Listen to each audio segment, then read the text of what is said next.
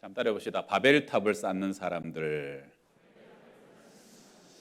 우리 전에 그 넷플릭스에서 오징어 게임이라는 드라마가 전 세계적으로 굉장히 큰 화제가 되었죠. 요즘 또 넷플릭스에서 더 글로리라는 드라마가 세계적으로 센세이션을 일으키고 있는데요. 이게 학창 시절에 일진 아이들에게 학교 폭력을 당하는 한 아이의 얘기입니다. 18년을 졸업하고 18년을 준비해 가지고 복수를 하는 드라마예요. 그 내용을 좀 소개해 드리자면 5명의 일진 아이들이, 남녀 아이들이 친구 1명, 여자애 하나를 그렇게 지독하게 괴롭혀요. 심지어는 그 머리 이렇게 하는 고데기 있잖아요.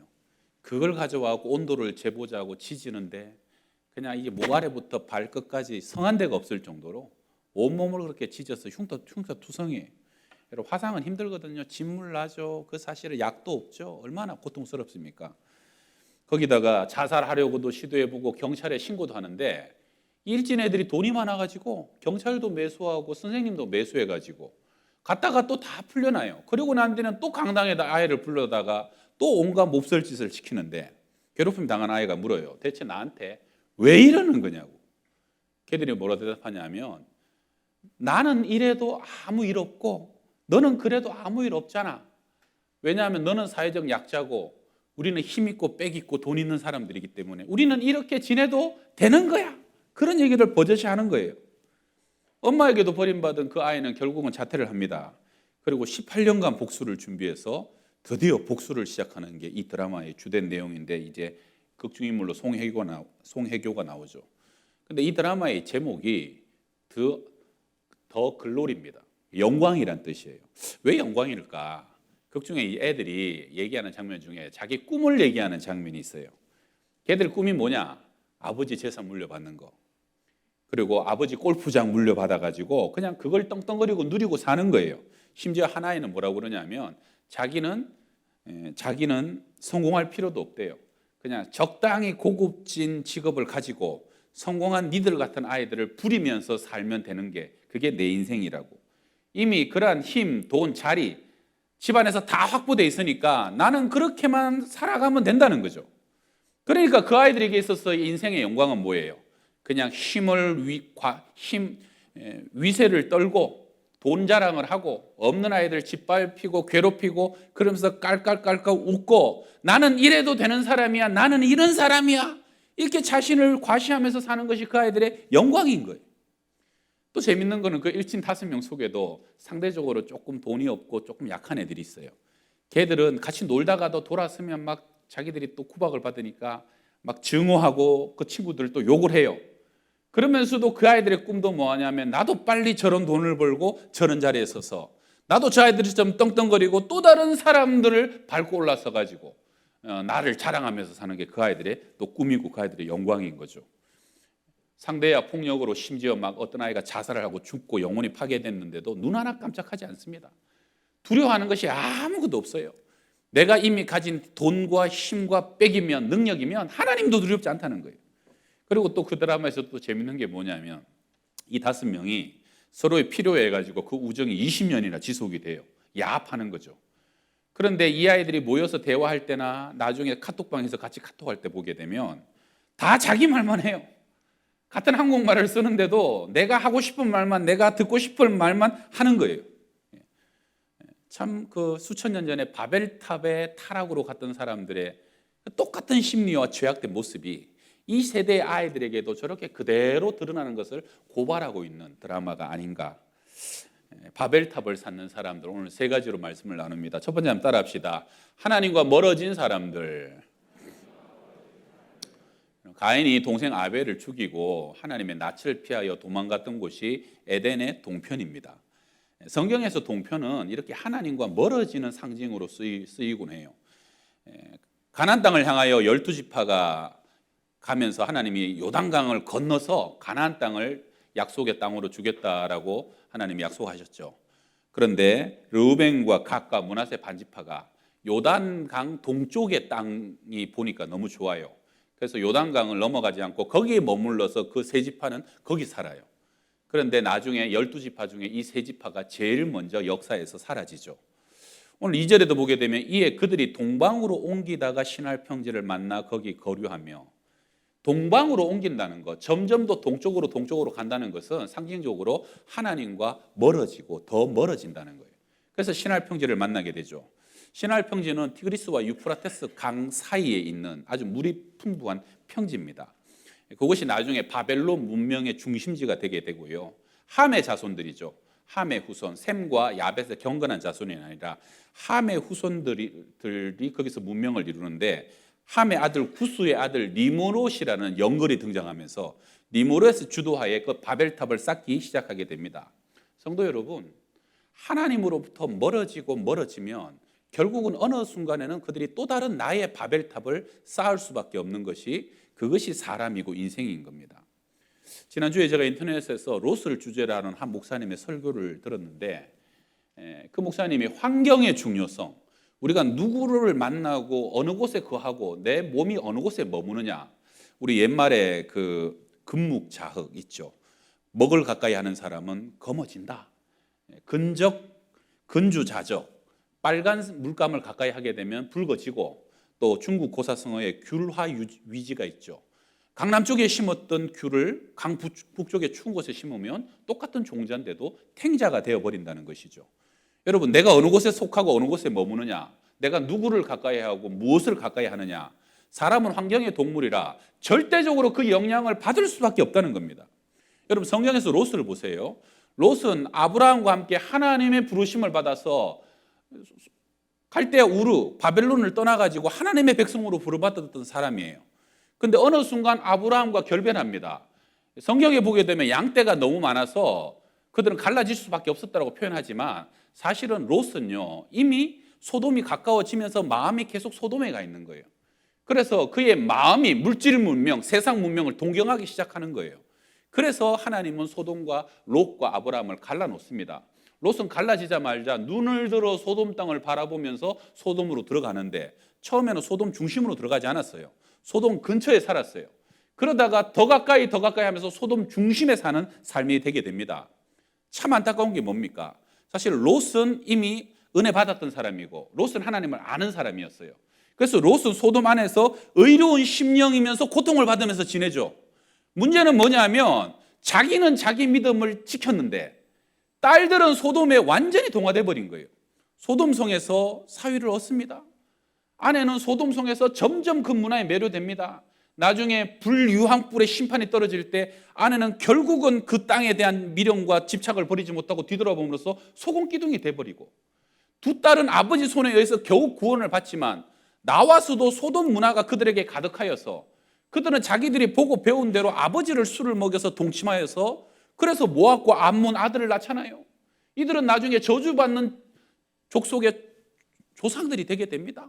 두 사위는 그냥 그 유황불에 심판받아 멸망당한 것은 물어볼 것도 없는 거 아닙니까? 이 비참한 가족의 비극이 어디서 시작된 겁니까? 롯이 소돔으로 더 깊이 들어갔을 때, 자기의 영혼은 죽진 않았는지 모르겠지만 온 가족이 그냥 처참한 비극적인 삶의 결말을 맞게 되었다는 거예요. 여러분, 그래서 내가 지금 어느 곳에 속해 있고 누구를 가까이 하고, 내가 날마다 보는 것이 무엇이고 내 손에 든 것이 무엇이냐, 내 마음이 무엇을 담고 있느냐 하는 것은 너무너무 중요합니다. 우리 학생들 요즘 유튜브 많이 보죠. 소셜미디어. 여러분, 내가 늘 끼고 사는 건, 내가 늘 바라보고 싶고 좋아하는 것이 무엇입니까? 지난주에 우리 2박 3일 동안 우리 중고등부 아이들이요, 한 선생님까지 50명 가까이 수련회를 갔죠. 며칠간의 시간들이 얼마나 우리 자녀들을 강력하게 은혜로 물들이고 말씀과 사랑의 띠로 물들이는지 몰라요. 너무 기쁜 것이죠. 내가 어디에 있느냐, 내가 무엇을 사모하느냐, 그것은 나의 미래를 결정하게 된다는 겁니다. 우리 2023년 성도 여러분, 하나님을 가까이 하시기를 축원합니다. 은혜의 자리와 은혜의 만남과 은혜의 기회를 놓치지 말아야 됩니다. 우리 올해는요, 이제 마스크도 이제 안 써도 되는 때가 이제 금방 온다면서요. 실내에서도 마스크 버려도 이제 벌금 안 묻는다. 여러분, 이제 때가 이제 변해가는 거예요. 모든 것이 다 회복되는데요. 공예배를 소중히 여기셔서 예배를 생명처럼 주일 오후 또 수요일까지도 될 수 있으면 나와서 말씀을 가까이 하시고, 우리 또 있으면 또 부흥회도 하죠. 이번에는 박한수 목사님이라고 우리나라에서 지금 온라인상에 최고의 그 명설교자 몇 분이 계신데 그 중에 한 분이에요. 여러분, 은혜 받는 기회를 놓치지 마시고 그리고 나의 개인의 경건의 시간, 기도의 시간, 말씀 묵상의 시간을 생명처럼 지키시고, 될 수 있으면 경건한 모임과 은혜의 자리, 은혜의 교제 가운데 나아가셔서 이 한 해 그 은혜가 우리를 충만하게 물들이고, 그래서 하나님께 더 가까이 나아갈 수 있는 한 해가 될 수 있기를 주의 이름으로 축원합니다. 자, 우리 두 번째 한번 따라합시다. 하나님이 되고픈 사람들. 4절에 보세요. 또 말하되 자 성읍과 탑을 건설하여 탑 꼭대기를 하늘에 닿게 하여 우리 이름을 내고 온 지면에 흩어짐을 면하자. 왜 하늘 끝까지 탑을 쌓자고 그럽니까? 다시는 하나님이 홍수로 심판해도 우리가 그 물에 빠지지 않도록, 떠내려가지 않도록, 하나님도 우리를 심판할 수 없는 그런 높은 탑을 쌓아서 한번 하늘에 다 보자는 거예요. 그리고 우리 이름을 내고 흩어지지 말자. 여러분, 이게 전부 다 하나님의 뜻에 반하는 행동이에요. 하나님은 창세기 1장에서 생육하고 번성하고 땅을 충만하고 땅을 정복해라. 노아 홍수 이후에도 똑같은 명령을 또 하십니다. 생육하고 번성하여 땅에 충만하라. 주님은 승천하실 때 뭐라 그럽니까? 성령이 임하시면 너희가 권능을 받아서 예루살렘, 유대, 사마리아 땅끝까지 가서 나의 복음의 증인이 되라. 그게 주님의 명령입니다. 그런데 no, 흩어지지 말자. 우리끼리만 조싸우니 우리가 모여서 우리 이름을 내고 하늘 끝에 닿아서, 이게 무슨 말입니까? 우리가 하나님 되자는 거예요. 더 이상 하나님 의지할 필요가 없고 우리가 우리를 지키고 우리의 영광을 위해서 살아가자 하는 것이죠. 그래서 그들은 그 당시에 신기술이죠. 벽돌을 굽는 기술, 단단한 벽돌을 구웠어요. 그전에는 진흙만 사용하다가 그때부터는 이제 아스팔트, 역청이죠. 아스팔트 타르를 사용하여서 나름대로 첨단 기술을 그들은 개발했지만 그 첨단 과학 기술이 하나님을 대적하는 도구로 사용되게 됩니다. 사실 그들은 무지개 언약 속에서 내가 다시는 물로 심판하지 않겠다는 하나님의 약속을 믿지 않았어요. 하나님 믿을 수 없다. 하늘에 닿게 하자. 우리 이름 내고 우리의 능력으로, 우리 힘으로 우리가 하나님이 되자는 거예요. 여러분, 에덴 동산을 만드실 때 하나님이 에덴 동산 한가운데 선악과를 두셨죠. 선악을 알게 하는 나무의 열매는 먹지 말라. 너희가 먹는 날에는 정령 죽으리라. 에덴 동산에 수많은 과실과 열매를 주셨지만 하나님이 그 정중앙에 제일 잘 보이는 것을 이것만은 먹지 말라. 왜 그러십니까? 그것을 볼 때마다 하나님의 말씀을 기억하면서 하나님의 하나님 되심과 우리 인생의 피조물 된 것을 잊지 말라는 것이에요. 모든 것을 다 누리고 허락받고 우리 가운데 능력을 주셨지만 우리를 창조하신 그 하나님의 하나님 되심을 잊지 말라는 것이죠. 정령 죽으리라 하면 죽는 거예요. 그런데 어느 날 사단과 마귀를 가까이 하다 보니까 그것이 먹음직하고 보암직하고 탐스럽게 보이는 것이죠. 그래서 어느 순간 인생에게 주어진 한계와 경계를 넘어버리고 선악과를 따먹어버린 거예요. 여러분, 낮에는 일하고 밤에는 쉬어라. 이것이 창조의 질서입니다. 그런데 어느 순간 사람이요 그것을 어기고 내 힘과 능력으로 과도하게 일을 하고 내 몸을 혹사시키다 보면 어느 순간 몸은 혹독한 병의 대가를 치르게 되어 있는 겁니다.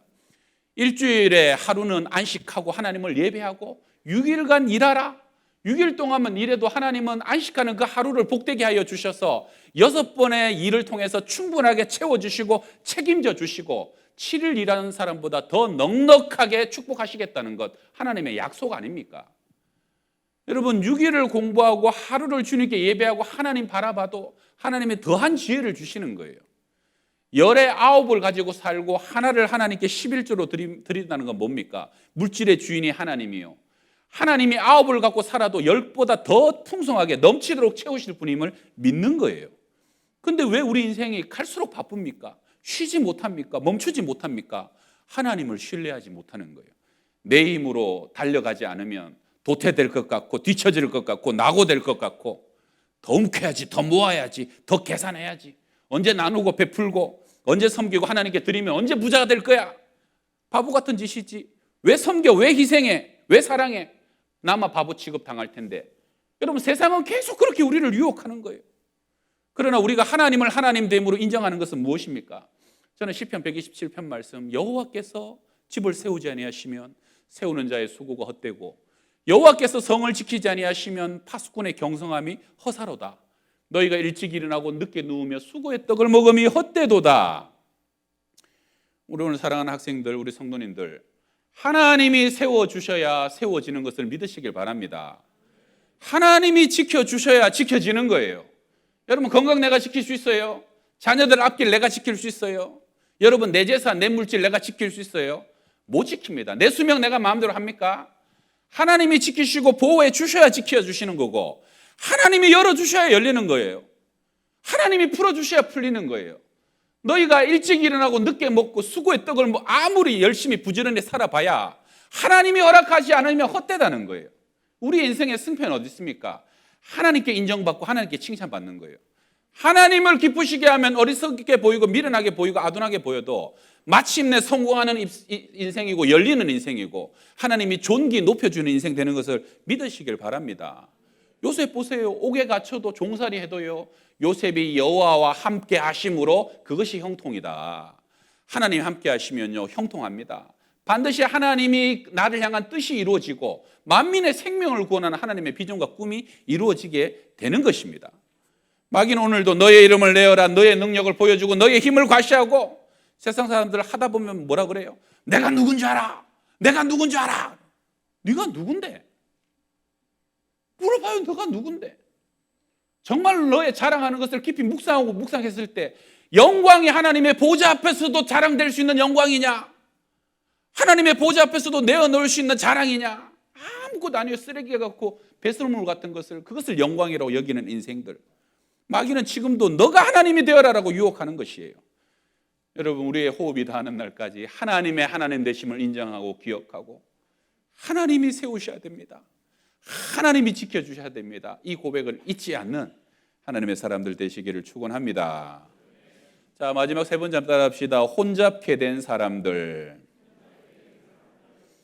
바벨의 뜻은 혼잡이라는 뜻이고요. 그래서 혼잡의 탑이라는 이름입니다. 1절입니다. 온 땅의 언어가 하나요, 말이 하나였더라. 여기 언어는 영어로 랭귀지고 말은 스피치예요. 또 이 말이라는 것은 히브리어로는 따바르, 말씀이라는 단어와 같은 단어를 씁니다. 하나님은 태초에 사람을 한 말로 한 족속으로 하나로 만드셨다는 거예요. 여러분, 창조의 핵심이 뭔지 압니까? 땅이 혼돈하고 공허하고 할 때 하나님의 신이 수면 위에 운행하셨다. 땅이 혼돈하고, 이게 무질서입니다. 모든 것이 무질서하고 혼잡할 때 성령이 마치 닭이 알을 품듯이 수면 위에 운행함에 그 무질서한 세상이 질서로 만들어지면서, 그 혼돈이란 체이어스라는 단어거든요.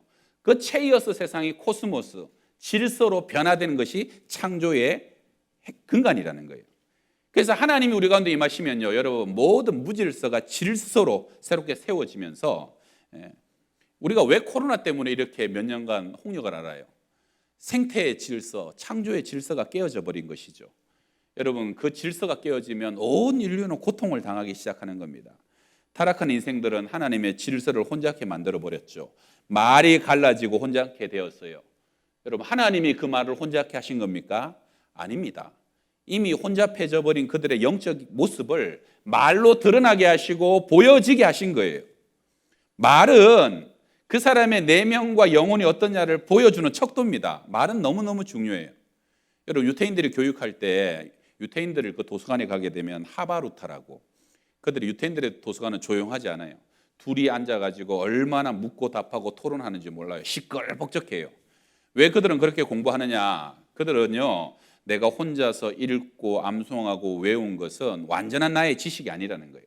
그들의 믿음은 뭐냐면, 내가 말로 정확히 표현하고 설명할 수 없는 것은 내가 모르는 것이다.